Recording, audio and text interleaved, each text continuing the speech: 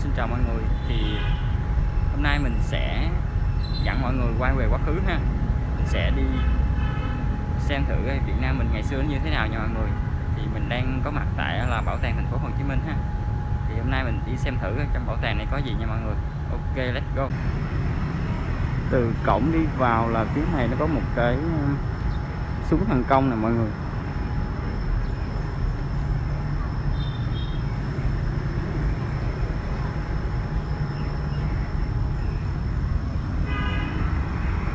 Đây là súng thần công chất liệu là hợp kim ha, niên đại là thế kỷ 18 ha.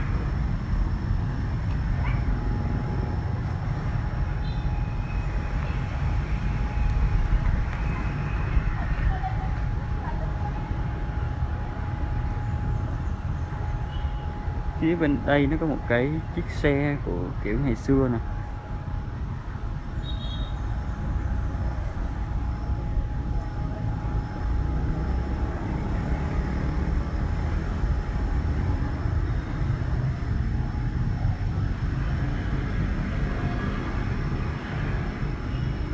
Cái đây là chỗ cái cuộn lái của nó nè. Mình thấy để là tốc 140 chắc tốc độ tối đa nó là 140, có 150 số nhỏ nhỏ nữa nè. Tốc độ tối đa của chiếc xe này chắc khoảng 150 á.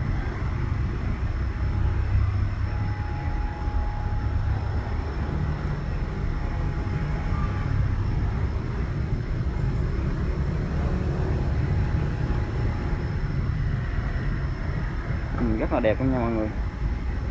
Đó, đây là mặt trước của nó nè.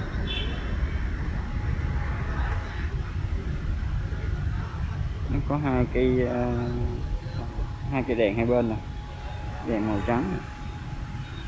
Và có một cây đèn nhỏ màu vàng này, giống như này là giống như đèn xi nhan đó mọi người.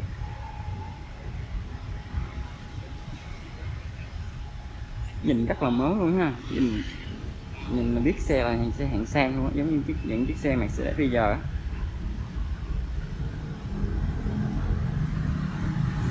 Bánh xe nó nè,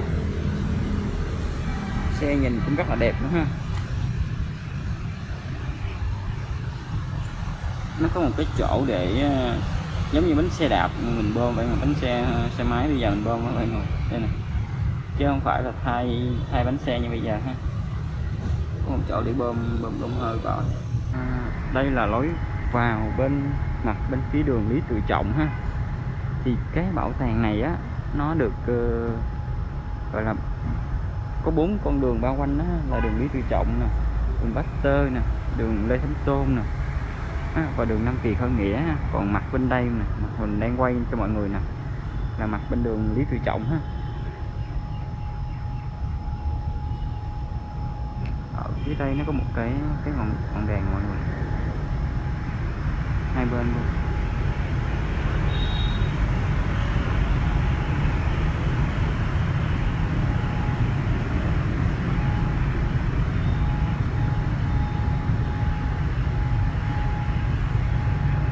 Người ta đang chụp tiệc cưới. Nó trên những cái cột nè, nó có điêu khắc những cái kiến trúc mà gọi là trong thần thoại Hy Lạp mọi người, chụp những cái vị thần. Cái màu của nó cũng kiểu giống như những cái ngôi đền của trong thần thoại Hy Lạp mọi người. Kiến trúc bên ngoài, tại vì cái kiến trúc sư này là thiết kế cái bảo tàng này là kiến trúc sư người Pháp ha. Cái mục đích người ta thiết kế cái bảo tàng này á, là theo hướng của văn hóa thời kỳ phục hưng mọi người. Để là mọi người thấy cái kiến trúc nó mang cái thần thoại Hy Lạp là vậy.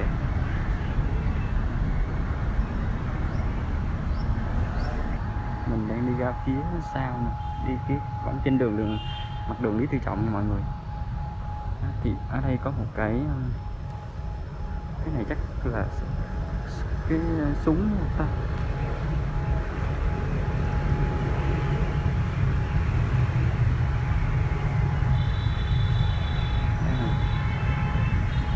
Có một chiếc xe nè, có một cái súng phía trên nè.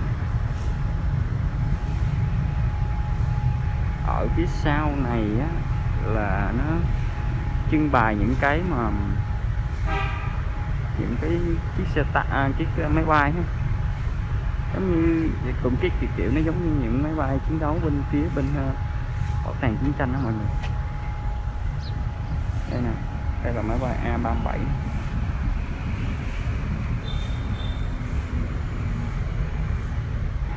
là phía chỗ mấy cái máy bay chiến đấu hồi nãy lúc nãy mình quay mọi người đó. Một cái miếu thờ ở đây, miếu thờ chỗ này nè.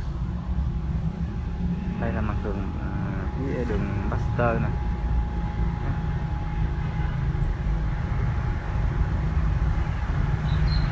Ở phía đây nó có một chiếc xe tăng nè mọi người. Mấy chỗ này chụp hình rất đẹp luôn á, mình nghĩ chụp hình rất đẹp luôn á.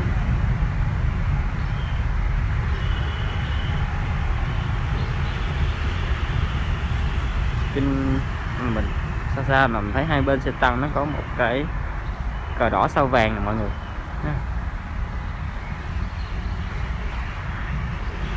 Phía có hai cái tòa nhà nè mọi người, hai tòa nhà cao cao nè. Đây là mặt sau đường Baxter của bảo tàng ha. Còn ở đây là một mặt khác của nó nè. Cái này thì mình không biết dắt trên đường bên nào ha. Phía chỗ này nó có cái cảnh nè mọi người.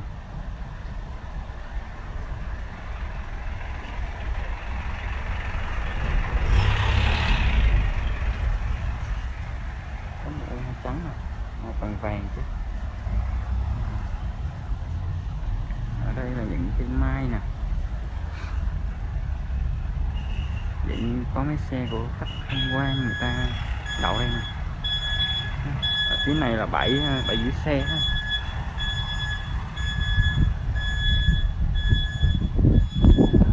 Đây là cây sứ trắng ha.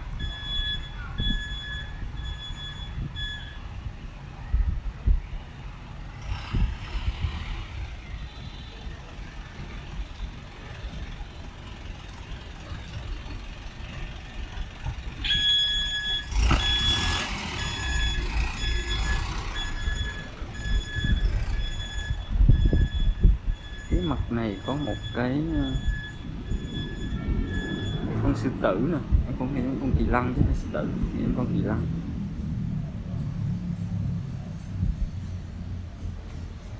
Đây là mọi người, đó, con kỳ lân này cũng nhỏ.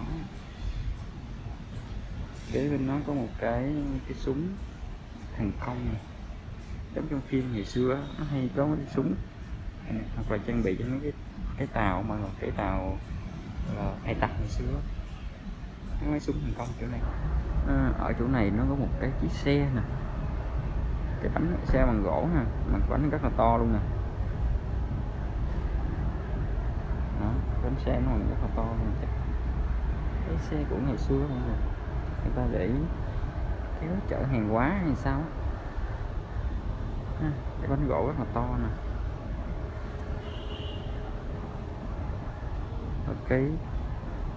Cái vành của nó nè, cái vành chỗ này nè là bằng kim loại ha,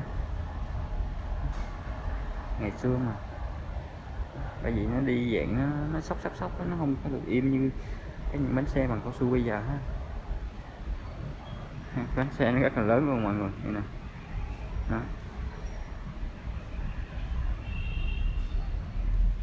Phía chỗ này nè, đây nè, phía chỗ đây là cái chỗ mà đầu kéo nè, ngày xưa chắc ngựa hay là con trâu á kéo cái xe này nè. Đây, cái này có một chậu hoa nè. Đó, ở đây nè mọi người, đây nè, cái xe này nè. Đây là dụng cụ làm bánh tráng ngày xưa này. Có cái cây để làm bánh tráng. Còn cái chậu, có cái chậu giống như đựng bột. Cái này là cái chậu mà để phơi bánh tráng. Còn bên đây là có một cái hình người đóng giày ngày xưa, người ta đóng giày ngày xưa. Còn ở đây là mấy cái dụng cụ này mọi người, đây là dụng cụ người ta đóng giày, đủ thứ hết, kéo rồi dao rồi kìm, hay nhiều thứ luôn ha mọi người, rất là cực khổ ha.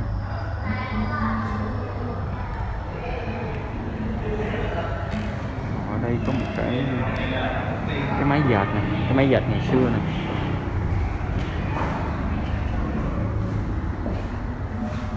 Cái này là những cái khôi dệt ha, những con khôi đi dệt ha.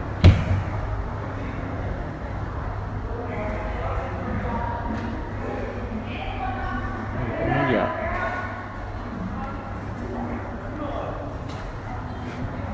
trời, máy dệt này rất là cồng kềnh luôn mọi người, công phu ghê luôn. Phòng này là giống như cái phòng gọi là lưu trữ những cái mà phong tục tập quán ngày xưa, những cái đám hỏi lễ cưới ngày xưa nè mọi người. Đây là những cái tượng nè ha. Đó.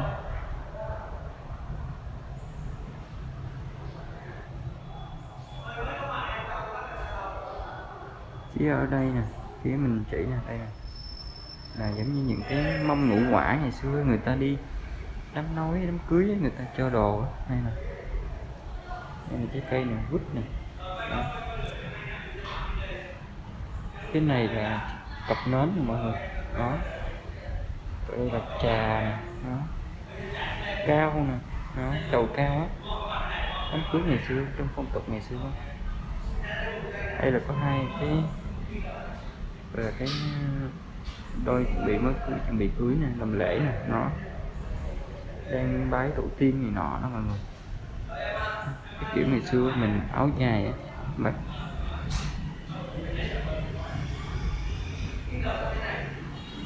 đây cái bộ đồ ngày xưa nữa nè, nhìn nó sang trọng ghê luôn không. Cái này là những cái đơn, gọi là cái đơn vị đo lường ngày xưa mọi người. Cái này gọi là một cái dạ, một thùng 40 lít ha. Dạ, là thùng 40 lít. Còn này là thùng 20 lít này, người ta dạng người ta đông lúa ngày xưa á. Đó, kiểu như vậy. Còn đây là thùng 1 lít, nửa lít, rượu lon. Còn bên đây là các thẻ khu tổ ha, 1 đấu, 10 đấu, 9 đấu gì đấy. Ngày xưa người ta dùng cái này, người ta đo lường tính toán cân lúa bằng này mọi người. Đây có tiền cái này luôn. Cái thẻ bây giờ thì chắc không còn nữa mất. Ngày xưa thì mình cũng từng được thấy cái này rồi ha. Đây nhà mình ngày xưa thì cũng làm bên buôn bán lúa gạo, mọi người đã thấy cái này rồi ha, rất là đặc biệt luôn mọi người. Đây là phòng tiền Việt Nam ha, để mình vào xem thử tiền Việt Nam ngày xưa như thế nào ha.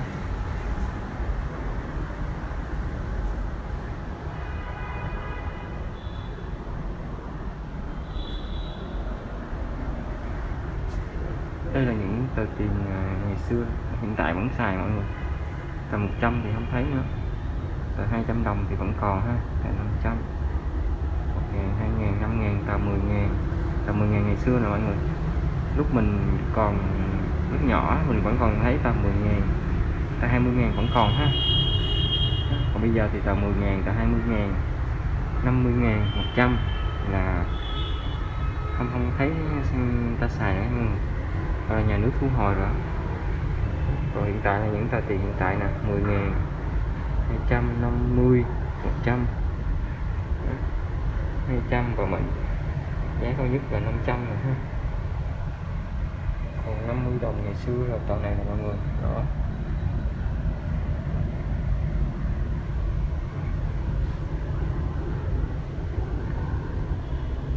tiền ngày xưa là tiền giấy chứ không phải là tiền polymer ha.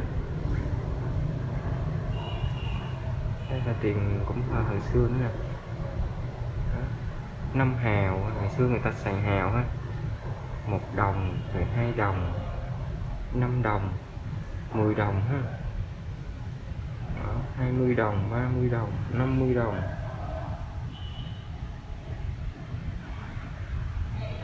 100, 500 đồng. Ngày xưa 500 là phần lớn hơn rồi. Đây là tiền xu của ngày xưa này, triều đại ngày xưa này. Trong mấy bộ phim mọi người hay xem bộ phim Trung Quốc, nó có xài tiền xu á. Cái này là những đồng tiền xu ngày xưa này. Các triều đại nhà Lý, triều Đinh, rồi thời đại Quang Trung, triều Lê. Đó, rất là nhiều đồng tiền xu này mọi người. Trên mỗi đồng tiền xu nó có những cái chữ ha. Đó. Chính giữa nó có một cái ô vuông ha mọi người. Cái này bằng đồng ha. Nó có màu xanh xanh nè, nhìn rất là đặc biệt ha. Đó. Đủ các triều đại luôn nha mọi người, rất là nhiều triều đại luôn nha đồng xu này.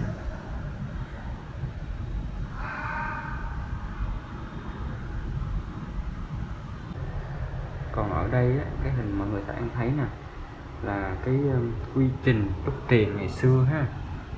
Đó, nó có khung gỗ đúc rồi nè, rồi tiền mẫu được chạm khắc nè. Đó, rồi dùng đất sét tạo khuôn. Đó, qua rất là nhiều bước nha mọi người. Đó, tổng cộng là tới 14 bước ha, 14 bước lần. Và bước cuối cùng là xỏ tiền thành từng sâu như nãy mình cho mọi người xem á. Ở đây là mấy cái thoi bạc ngày xưa mọi người. Đây nè, đây là thoi bạc thời Nguyễn ha.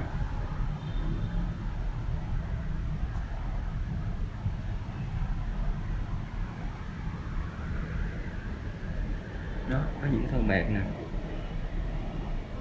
lớn dần mọi người. Đó. Đây là cái thoi bạc này giống như bộ phim Trung Quốc mọi người hãy xem nè. Đây là thoi bạc 10 lượng nè. Đó, đúng không? Giống quá mọi người, có chữ trên mấy cái thoi bạc ha. Đó. Nhìn giống luôn, giống như mấy bộ phim luôn ha. Đây là phòng thì nói về đường Trường Sơn đó mọi người. Đường Trường Sơn hay gọi là đường Hồ Chí Minh đó. Trong cuộc cách mạng ngày xưa mình, đường Trường Sơn rất là nổi tiếng ha. Đây là cái bản đồ là Đông Trường Sơn, Tây Trường Sơn, có phần viết Trường Sơn Đông, Trường Sơn Tây á, rất là hay mọi người. Quá trình đi làm đường Trường Sơn này cũng rất là vất vả nha mọi người, rất là cực khổ luôn. Với lại nó cũng gánh chịu nhiều bom đạn ha. Đây là đường Trường Sơn.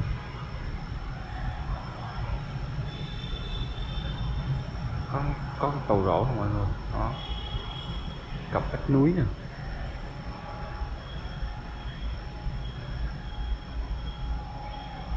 Đây là các bộ đội này phải leo mà theo tràn. Đây là đường Trường Sơn nè mọi người ha, đường cặp núi nè. Đó, một bên là núi, một bên là vực ha, giống như mấy con đường Tây Bắc hiện tại của mình bây giờ, mấy con đường này, con đường hạnh phúc đó mọi người, ở ngoài Tây Bắc á, ở ngoài Hà Giang, Lào Cai rồi đó, nó cũng kiểu như vậy. Một bên là núi, một bên là vực ha, chạy rất là nguy hiểm luôn, nhưng mà cảnh á, thì rất là đẹp luôn ha. Nếu mà mọi người có dịp á, để khi nào mình có dịp á, mình sẽ quay lại cho mọi người ha. Một bên là núi, một bên là vực. Đó, đây là những cái xe chở hàng hóa mà mọi người, chở lính ngày xưa này ha. Ở phía trên người ta ngụy trang những cái cây ha. Đó, đường Trường Sơn nè mọi người. Cái phòng này là trưng bày về nghệ thuật cải lương ha mọi người.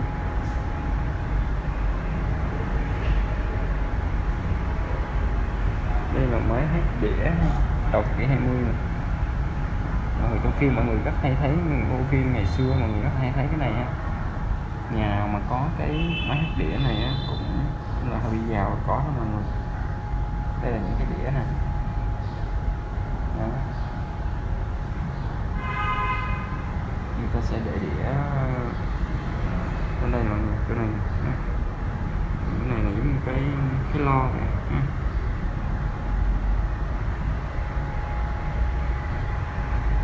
Còn đây là những cái đèn nè, cái đèn ngày xưa nè. Đó. Đủ loại hình dạng luôn ha.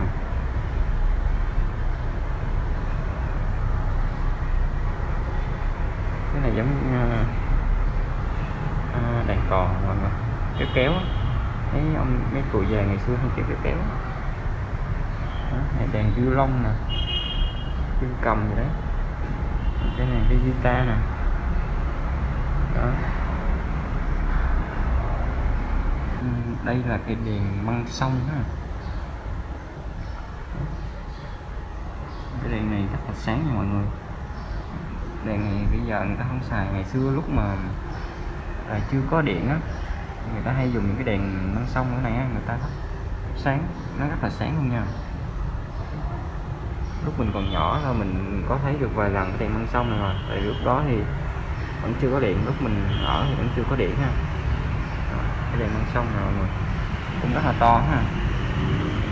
Nó có chỗ nó để đổ xăng dầu nè, đổ dầu rồi nè. Đó, rất là sáng nha, cái đèn này nó rất là sáng luôn. Ở phía ngoài bảo tàng nó còn cái hồ cá nè mọi người, cá coi nha.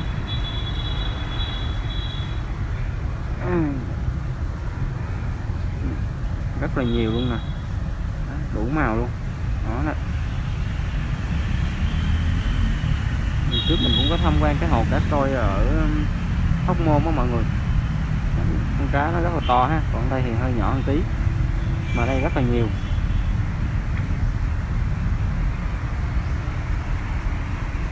Nè, nó bơi thành đàn luôn nè.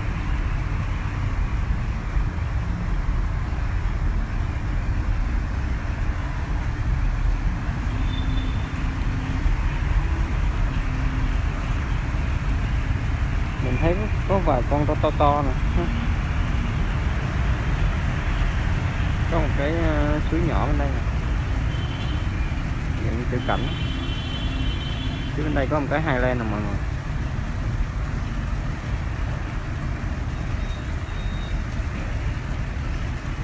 Đây là công viên phía ngoài của bảo tàng nè. Đó, cũng rất là đẹp ha.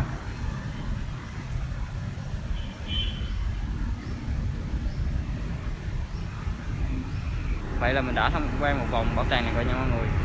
Thì mọi người nhớ đăng ký và nhấn chuông để đón xem tiếp những video của mình nha mọi người. Bye bye, xin chào mọi người.